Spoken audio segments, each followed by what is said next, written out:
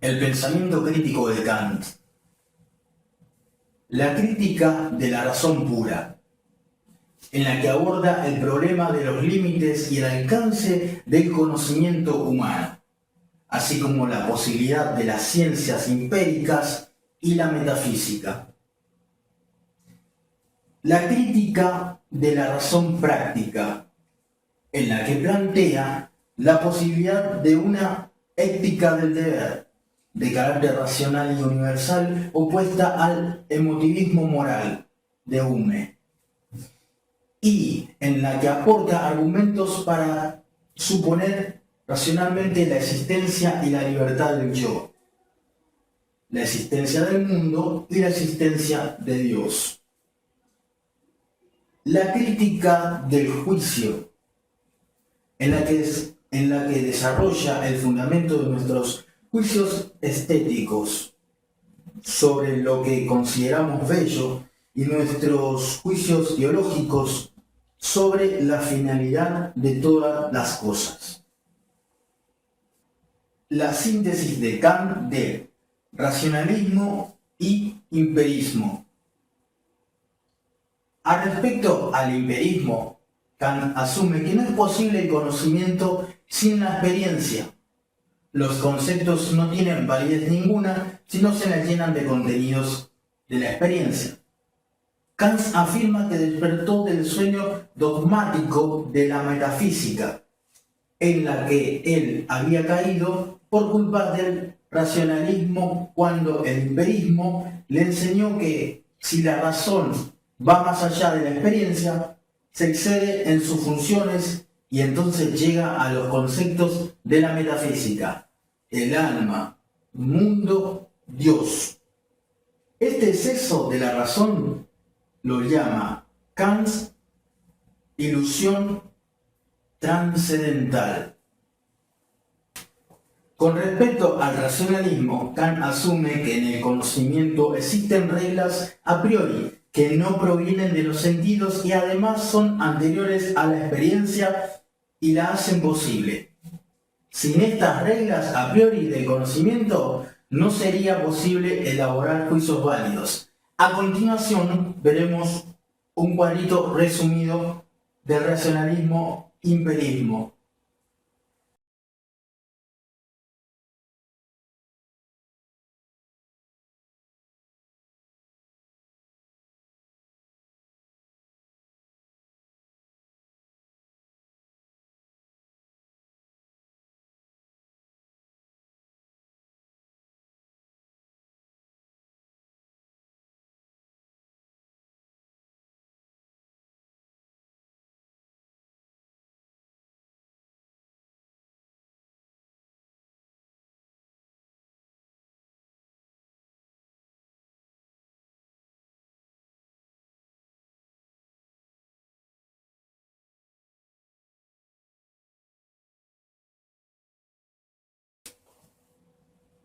La crítica de la razón pura, la posibilidad de la metafísica como ciencia y los tipos de juicio.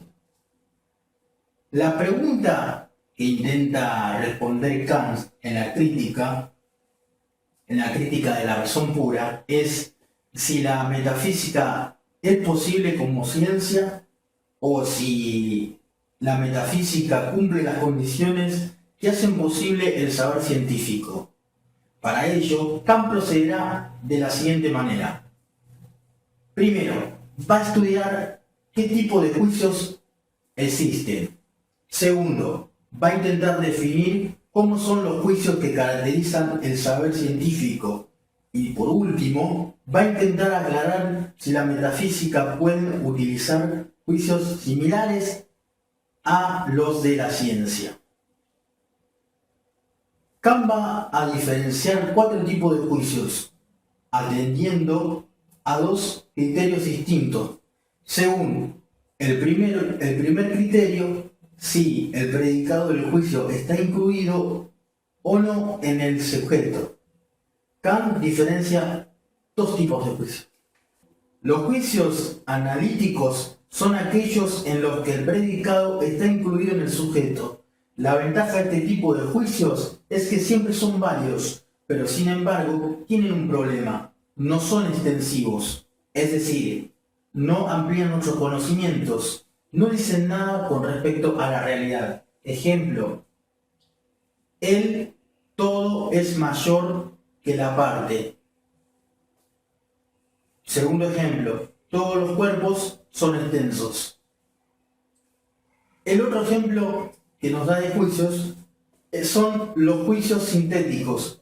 Son aquellos juicios en los que el predicado no está incluido en el sujeto. Estos juicios son extensivos, es decir, que amplían nuestro conocimiento, pero sin embargo su validez puede ser a veces discutibles. Ejemplo, los nativos de X miden más de 2 metros. Estos dos ejemplos son los que nos da Kant en su forma de pensamiento de cómo describe él en estos dos juicios que nos está describiendo. Entonces recordemos que está el primero, que es los juicios analíticos, no son extensivos, y los juicios sintéticos, estos sí son extensivos. Respecto al segundo criterio para clasificar los juicios, hay que entender ahora el modo en cómo es posible conocer su verdad. Los juicios pueden ser priori y a posteriori.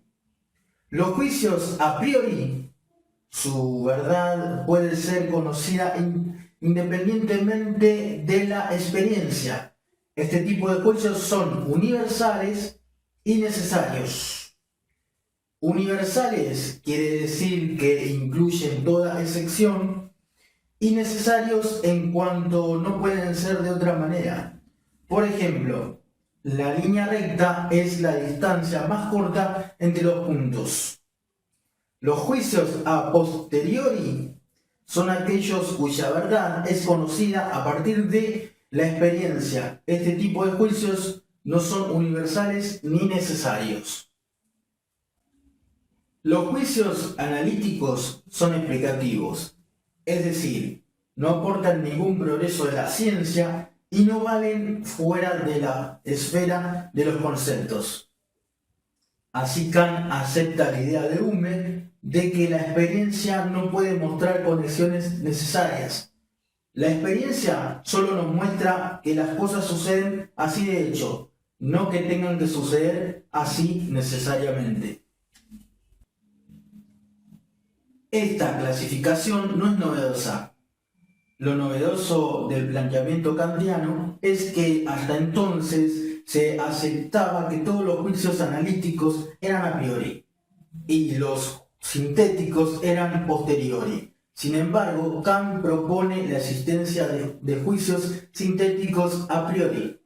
Este nuevo tipo de juicios, por ser sintéticos, amplían nuestro conocimiento y, por ser a priori, tendrán la ventaja de ser universales y necesarios. Según Kant, los principios fundamentales de la ciencia y de la física y de la matemática son juicios sintéticos a priori. A continuación veremos una clasificación en los siguientes cuadritos.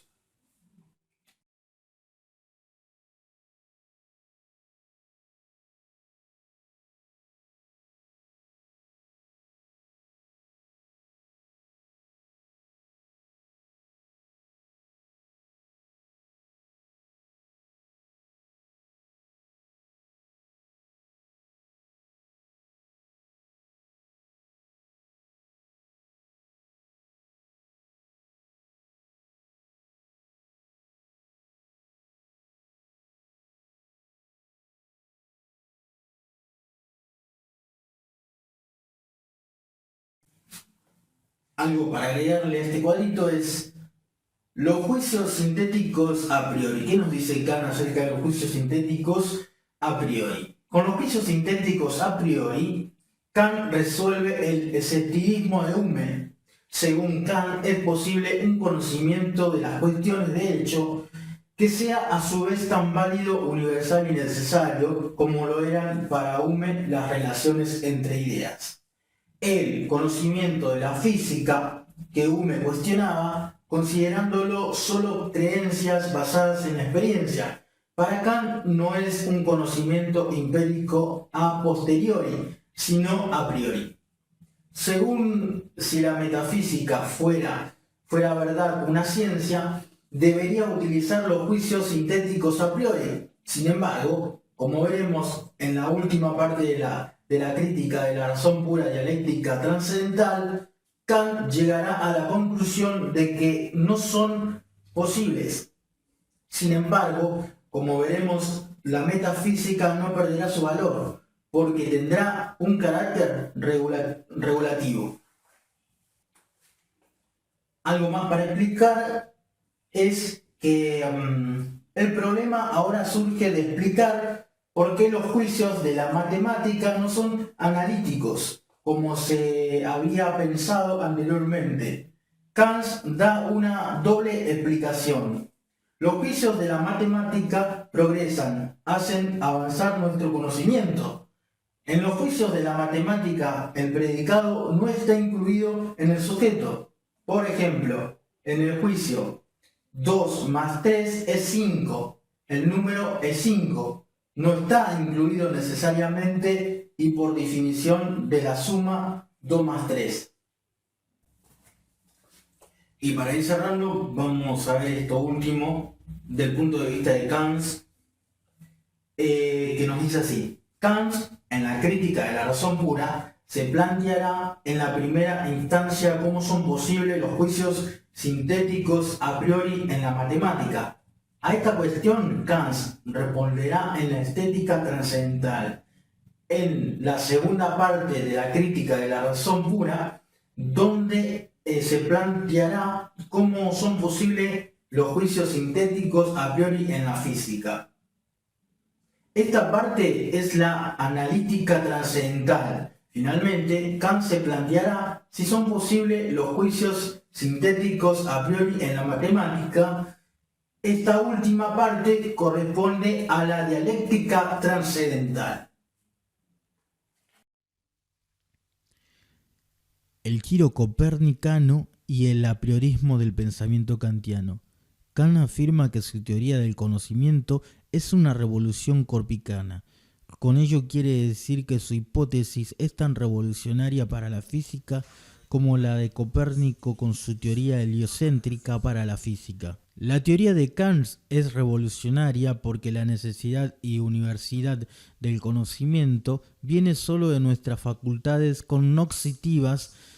No es el objeto el que conforma o rige el conocimiento del sujeto, sino es el sujeto quien conforma o rige el objeto.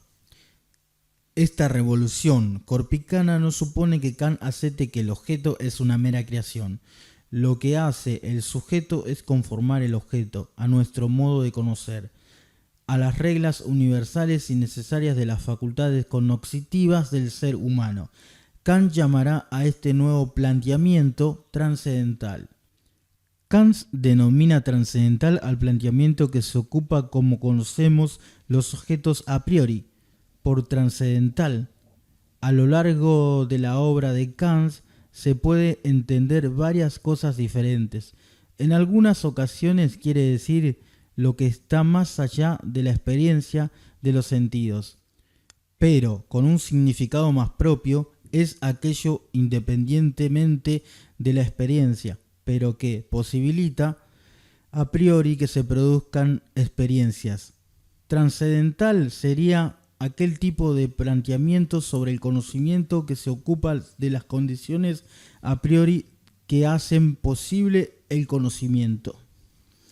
Estas reglas a priori son independientes de la experiencia, pero no hay que entenderlas como las ideas innatas cartesianas, pues los a priori no tienen contenido como tal, sino que aparecen cuando solo actúan regulando nuestras experiencias. Hay diferentes condiciones que regulan cada uno de nuestros niveles de conocimiento. Kant se va a ocupar de cada uno de ellos en las diferentes partes de la crítica de la razón pura. Primer ítem. En la estética trascendental se va a ocupar de las formas a priori de la sensibilidad el espacio y el tiempo. En la analítica trascendental, Kant se va a ocupar de las formas a priori del entendimiento, que son las categorías. Y en la dialéctica trascendental, Kant se va a ocupar de las ideas de la razón. A continuación, veremos un cuadro explicativo y resumido sobre el tema de la crítica de la razón pura.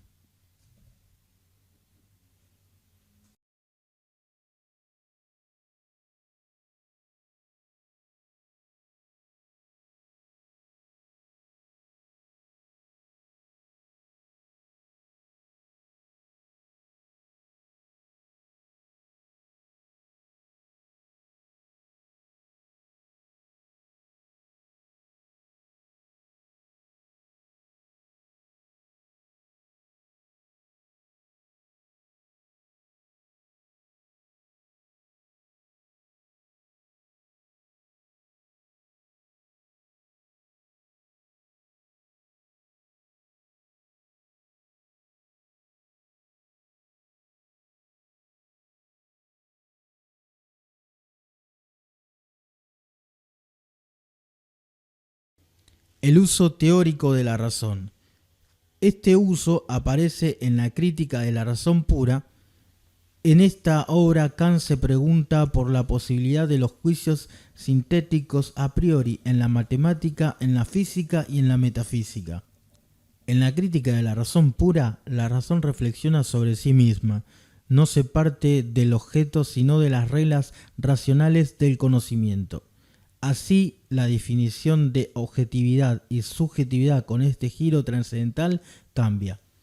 Lo subjetivo no es individual, sino el sujeto se fomenta universal y necesario. Es decir, es en el propio sujeto universal donde se fomentan las leyes generales a priori de la sensibilidad, del entendimiento y de la razón. La objetividad ya no identifica con la experiencia particular sensible, porque ésta va a estar regulada a priori, es decir, por reglas generales del conocimiento. En la crítica de la razón pura, Kant va a explicar cómo funcionan las intuiciones a priori en el nivel de la sensibilidad en la estética trascendental, que estudia cómo los objetos son dados, cómo actúan las formas a priori del entendimiento, en la analítica trascendental, que estudia cómo los objetos son pensados.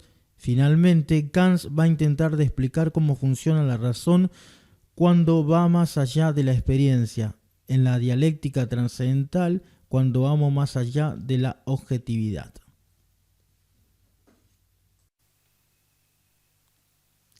La síntesis.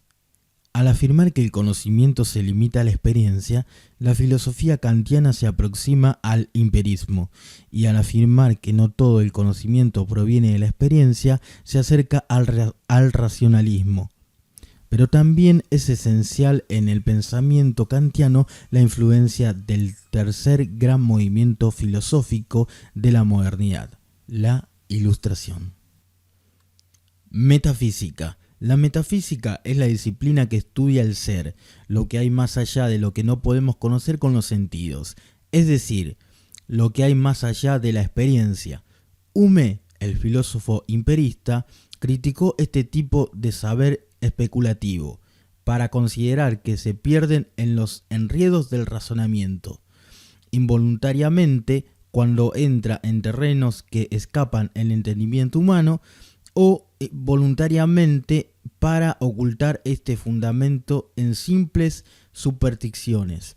Esta crítica influyó en el razonamiento de Kant, quien pretendió superar estas limitaciones elaborando una metafísica nueva, suficiente, legítima y más efectiva. Juicios analíticos. Se basan en el pensamiento, pero no amplían nuestros conocimientos. Son meramente aclaratorios, está incluido en el significado del concepto sujeto. La suma de los ángulos anteriores de un triángulo es igual a 2 rectos. 2 más 2 es 4. Los solteros no son casados. Todos los cuerpos son extensos. La pelota es redonda. Los juicios sintéticos se basan en la experiencia y amplían nuestros conocimientos. El concepto predicado no está incluido en el significado del concepto sujeto. La mesa es marrón, el perro tiene manchas. Los argentinos son educados, la puerta es de madera, el agua está fría. Priori. Los juicios a priori, si su verdad puede ser conocida independientemente de la experiencia. Ejemplo, ¿te gusta el olor a vainilla? Posteriori, si su verdad es conocida a partir de la experiencia, son particulares y contingentes, dependen de la experiencia. Ejemplo, ¿qué te pareció la ceremonia? Revolución corpicana. Mientras los demás filósofos ponen atención en el objeto, Kant pone interés en el sujeto. El sujeto construye, estructura el objeto y de esta manera construye la realidad. Idealismo trascendental, el fenómeno y el noumeno. El objeto, en tanto que parece y es conocido, se denomina fenómeno, el correlato del objeto, considerado al margen de su relación con la sensibilidad. Se llama cosa en sí, o bien noumeno, en la medida en que es algo solo inteligible. La distinción entre el fenómeno y el noumeno es fundamental en el sistema kantiano. Al tratar de esta cuestión, Kant distingue dos sentidos del concepto de noumeno. Negativamente, noumeno significa una cosa en la medida en que no puede ser reconocida por medio de la instrucción sensible. Positivamente significa un objeto que puede ser conocido por medio de la instrucción no sensible, es decir, por medio de la instrucción intelectual. Obras y aportaciones. Estética trascendental. La estética trascendental, del griego eistesis, sensación trascendental, es la ciencia que estudia los principios de la sensibilidad, materia y forma. Analítica trascendental. La sensibilidad realiza las primeras síntesis al unificar las sensaciones en el tiempo y el espacio, pero percibir tal multiplicidad, colores, formas, sonidos, no es, sin más, comprender los objetos. Comprender lo percibido es la función propia del entendimiento. Dialéctica trascendental. La dialéctica trascendental estudia la razón y el problema de si la metafísica puede ser un saber a priori, y concluye que la metafísica como disciplina científica es posible. En el siguiente cuadro vamos a ver un resumen de la estética. Estética. Es una disciplina de la filosofía donde brindan conceptos para poder admirar objetos estéticos que surgen en relación con el arte y lo bello. Se analiza a través de los conceptos de Kant, Aristóteles, Hegel, entre los otros dos que están aquí. Se estudia lo estético, actitudes estéticas y no estéticas, relaciones internas y externas, modernidad sensorial. Filosofía del arte, se estudia lo que es el arte de la música, la pintura, la fotografía, la literatura, escultura y cine. Y por último, el valor estético, teorías subjetivas, teorías objetivas, estéticas de la creatividad.